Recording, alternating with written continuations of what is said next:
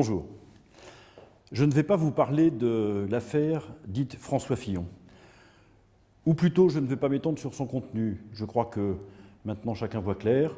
Passé le moment de sidération, pour ne pas dire d'écœurement, pour beaucoup d'entre vous, beaucoup d'entre nous. Tout a été dit.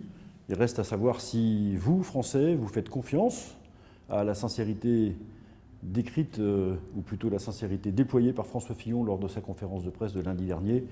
Et je crois que la justice doit maintenant faire le reste. Je souhaite m'attarder en revanche sur les conséquences et sur les causes de cette affaire. Il ne faut pas se méprendre sur ce qui est en train de se passer.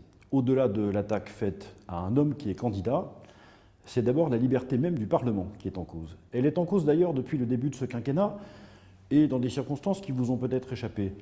Tout ce qui était fait sur la transparence était sans doute nécessaire. Peut-être pas au point de limiter dans des conditions et dans des circonstances parfois exagérées la liberté d'action et notre liberté de manœuvre à nous, représentants de la nation.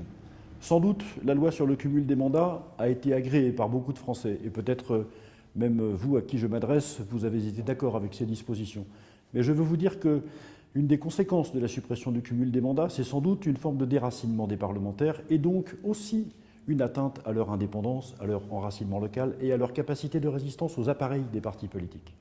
Et enfin, ce qui est attaqué ici, même si par ailleurs il y a beaucoup à dire sur la manière dont François Fillon a géré sa propre carrière, en définitive, c'est bien la liberté des parlementaires à travailler avec qui ils veulent, avec les compétences qu'ils veulent et à faire accomplir à leurs collaborateurs les missions qu'ils souhaitent. C'est cette liberté-là qui est mise en cause et en fait, la capacité la plus libre possible pour chacun et chacune des représentants de la nation de vous représenter comme vous nous l'avez demandé par votre vote et de vous représenter comme nous souhaitons le faire par notre travail. Au-delà de tout cela, c'est également pas seulement la personne de François Fillon ni son projet qui est attaqué, mais bien son intention. Il me semble en effet manifeste que beaucoup de forces ne souhaitent pas voir la France se réenraciner dans sa culture, dans sa tradition familiale, dans un État qui serait fort, dans une défense restructurée, ne souhaitent pas voir la France reprendre pied sur la scène internationale, ne souhaitent peut-être pas non plus voir la France prendre ses distances à l'égard des États-Unis d'Amérique, peut-être pas non plus se rapprocher des Russes, peut-être pas non plus reprendre pied au Proche-Orient. Il y a beaucoup de Français, ou en tout cas beaucoup de résistance à un projet politique de cette nature porté par cette intention. Car malgré tout, et quelles que soient les imperfections du programme porté par François Fillon, je les ai moi-même pointées lors de la primaire de la droite et du centre, ce projet est le seul qui soit capable de redresser la France, le seul capable de la remettre sur les rails et le seul capable de la réenraciner dans ce qui doit être sa mission sur son propre territoire, en Europe et dans le monde. C'est ça qui est attaqué, principalement par ceux qui souhaitent voir la France vendue à la découpe ou par appartement et au fond, voir la France devenir la proie des grands financiers internationaux, dont sans doute Emmanuel Macron est le plus brillant et le meilleur des représentants. Le plus brillant et le meilleur, tout ça est dit par antiphrase, bien entendu. Donc, les enjeux de cette affaire Fillon qui dure maintenant depuis beaucoup trop longtemps, une dizaine, une quinzaine de jours, nous empêchent de voir clair sur les enjeux de cette campagne présidentielle, nous empêchent de traiter les sujets au fond.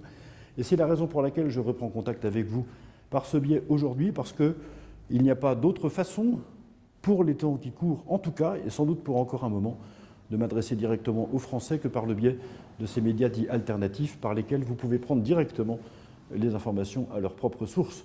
J'attire donc votre attention sur d'abord la vigilance qu'il convient d'avoir, sur les attaques faites non pas à la personne de François Fillon, non pas aux idées que nous portons pour partie ou en totalité avec lui, mais sur la réforme, le redressement de la France, le réenracinement de notre pays. C'est ça l'enjeu de l'élection présidentielle. J'avais dit au moment de la primaire de la droite et du centre que l'enjeu de la présidentielle était civilisationnel et pas de gestion. Nous sommes au cœur de cette question.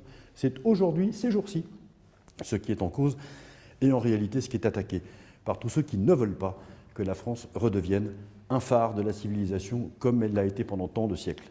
Voilà ce qui est l'enjeu de ces jours qui se passent en ce moment, qui sont si difficiles à vivre pour nous tous, et je veux vous dire qu'ils sont difficiles à vivre pour moi aussi, parce qu'ils provoquent chez moi beaucoup de tristesse et beaucoup d'inquiétude.